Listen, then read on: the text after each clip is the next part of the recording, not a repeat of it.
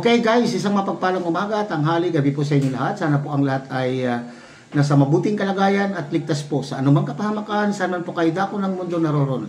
Ako po muli ang inyong lingkod, Maestro 21 TV, at sa ating video ngayong araw na ito mga kalingap ay tayo muli po ay magbibigay ng panibagong reaction tungkol nga po dito. Kung sa unahan po ng ating video ngayong araw na ito mga kalingap ay makikita po nyo dyan yung isang eksena, okay?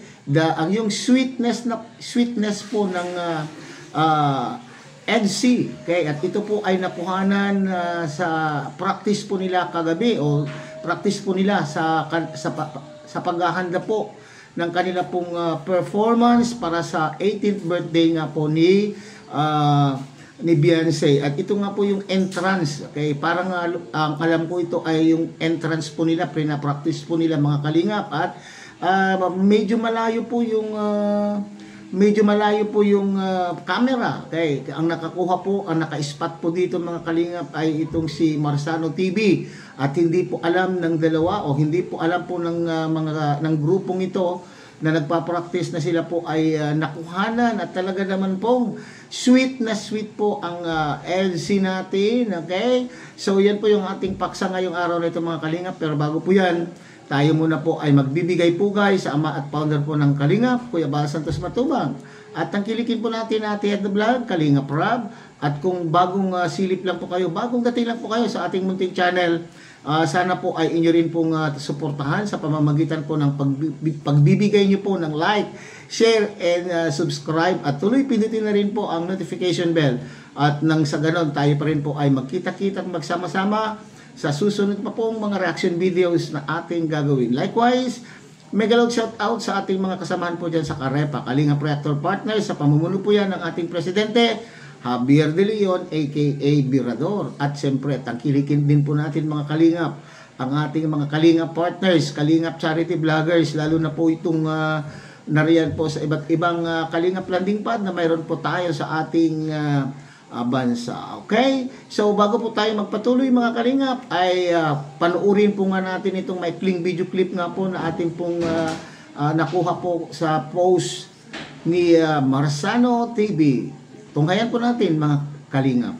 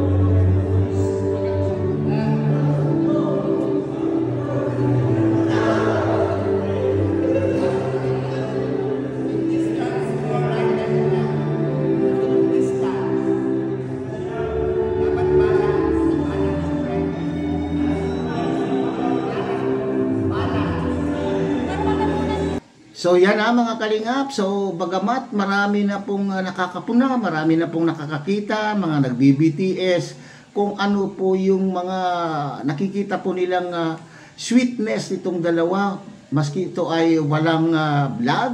Pero dito mga kalingap ay kumbinsido po ako, ha? Kumbinsido po ang inyo pong lingkod na talagang confirm, ha? Confirm na po na talagang itong dalawa ay wala nang relax na po sila sa kanilang ginagawa.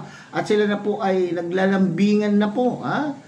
Very sweet na po ang ipinapakita po ni Baby Beyonce. Tingnan po niyo si Baby Beyonce, siya mismo po mga kalingap ang lumalapit na po kay Papa Eds, at siya na po yung humahawak sa kamay o yumayakap ba ang tawag po doon mga kalingap, siya na po yung kusang loob o kusang lumalapit kay kay Papa Els. Okay? Kung niyo pong napansin pa po mga kalingap ay nagtanggal po ng sweater itong si Baby Beyonce at pinupunasan po niya yung kanya pong kilikili. Nagpupunas po sa harap mismo po ni Kalingap Edu ang ng kilikili po ni Baby Beyonce. Baka siguro ay napagod at pinagpapawisan na po ang kilikili po ni Baby Beyonce. At hindi na po nahihiya sa harapan po ni Papa Eds at parang tinutukso po niya yata. Tinutukso pa niya na ipinapaamoy yung kanyang kilikili, hindi po ba? So itong gawain na ito mga kalingap ng couple ay talaga naman po couple po talaga in real life, okay? So hindi ito basta-basta na itong ipinapakitang paglalambing itong si Baby Beyonce mga kalingap, So ito ay medyo hindi po nila siguro alam, Hindi nila po siguro alam na sila po ay nakukuhanan, kaya po ay kampante po sila, Kampante po sila na ipinapakita po nila kung ano po yung kanila pong nararamdaman sa bawat isa. Pero meron palang human CCTV at tataon na mayroon pong hawak na camera. Okay, so maraming salamat. Kung alam ko ay maraming naghahanda po sa inyo, maraming naghihintay sa anuman pong mangyayari sa 18th birthday po ni Baby Beyonce. So habang hinihintay po natin, ito muna ang ating panunuorin at kakikiligan. Alam ko maraming kilig factors o maraming kilig moments dyan po sa 18th birthday po ni Baby Beyonce. Dangan nga lamang mga kalingap, hindi kagaya po nung mga unang mga birthday, mga unang mga nakalipas po na mga debut, kung saan po ay itong si Kuya Bal ay nagla-live at nakakasilip po tayo sa mga ilang eksena ng event. Pero this time ay talaga naman pong sinasabik po tayo, sinasabik po tayo ng direktor ng EDSI na talagang hindi pinasilip sa atin kung ano ang kaganapan sa loob po ng venue ng 18th birthday po ni Beyonce. Kaya habang tayo naghihintay, so maaaring i-edit pa po ni Kalinga Prab, baka sakali bukas po ay mapapanood o matutunghayan natin yung premiere po ng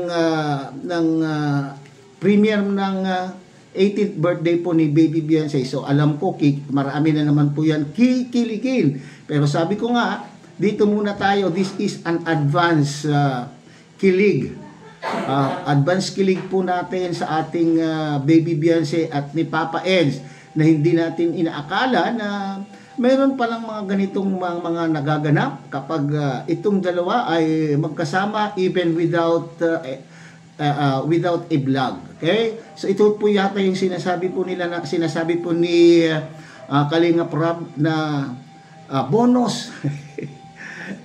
Hindi naman po niya inaakala na itong mga magkakalab team ay magfo-fall sila sa katotohanan, pero yun yung parating sinasabi po ni Kalinga Prab na bonus po kung sila po yung magkakatuluyan sa totoong buhay o sa dulo po o sa pagkatapos po ng Kalingap serye, itong sila po ang magkakagustuhan, at ito na po yata yung nagaganap na talaga naman pong develop na po ang kanila pong damdamin sa bawat isa. Anyway, wala naman pong masama kasi sabi nga po ng mga magulang po ni Baby Beyonce ay ganap ng dalaga ang kanila pong anak, at siya na po ay entra ng talagang hustong gulang, at sila naman po ay nareal lamang upang paalalahanan kung ano ang dapat gawin ng isang dalaga. So siya na po ang bahalang mag-decide kung sakasakali itong ipagpatuloy po nila yung sa totoong buhay ang kanila pong relasyon, hindi po ba? Pero siguro mas maganda dahil bata pa naman, first year college pa lang po itong si Baby Beyonce, mga kalingap. Mas maganda pa rin Baby Beyonce na ikaw ay makatapos sa iyong pag-aaral. Gawin mo itong relasyon po ninyo na ganito na isang inspirasyon upang sa ganun ay patuloy kang makapag-aral at tapusin mo yung iyong pag-aaral. Isipin mo na kapag ikaw ay nakatapos, siguradong maggaganda po yung pamumuhay po ng iyong pamumuhay mo, at hindi lamang po yan, kasama na rin po dyan yung iyong buong pamilya. Okay, so hanggang dyan na lang muna tayo mga kalingap. Muli ay tangkilikin po natin Kuya Bal Santos Matubang, Ate Ed the Vlog at Kalingap Rab. At muli ay pinakikiusapan po kayo na sana po ay inyo rin pong tangkilikin ang munting channel na ito sa pamamagitan po ng pagbibigay niyo po ng like, share, and subscribe. At tuloy pindutin na rin po ang notification bell at nang sa ganun tayo pa rin po ay magkita-kita at magsama-sama sa susunod pa pong mga reaction videos na ating gagawin. Muli isang mapagpalang umaga, tanghali, gabi po sa inyo lahat. Mabuhay po kayo at God bless everyone.